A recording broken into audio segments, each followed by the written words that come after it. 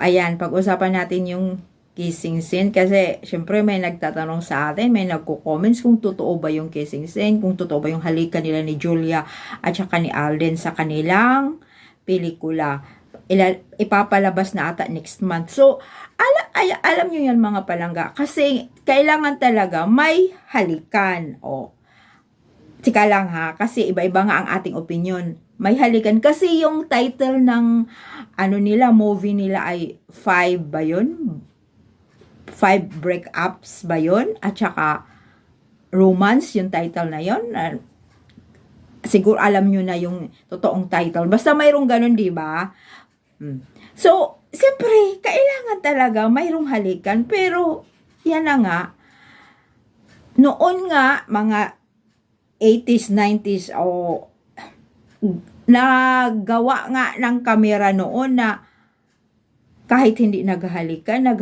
Ngayon pa kaya na mga grabe na, di ba? Grabe na ang mga teknolohiya, talagang bago. Kahit hindi mo nga magawa nga ng mga teknolohiya ngayon, mga bagong, mga bago sa camera, ang dami, kahit sa cellphone, kahit lahat-lahat yan pa, kaya pelikula yan, gagawin talaga nila yan, para yan sa mga fans, para sa audience, para tangkilikin. Alam nyo yan, kahit nga yan nagkaharap lang, pwede nang paikutin yun na, ng labi, grabe na ang halikan. Ganon yun eh. So, pinag-usapan naman yan. At saka si Julia, si Alden, pareho na silang may asawa. At yung sa side ni Alden, sa side ni Alden, siyempre asawa niya si Mingay, si Maine at saka si Coco, ay pa yan sila, mayroon pa magkamag-anak yan sila. So, siyempre, nag-uusap yung dalawa, both na silang may asawa. Pero sa akin si Julia magawa niya yung sobrang halikan at saka si Alden magawa. Hindi yan magawa. Alam nyo yan, camera lang yan. Yung mga teknolohiya lang yung gumagawa. Ikumpara natin sa pangyayari kay Mingay. Tingnan mo. Di ba? Tingnan mo yung kay Mingay na ginawaan lang nila ng kalukuhan lahat. Di ba? Ginawaan lang nila lahat kalukuhan. Puro naman talaga kalukuhan.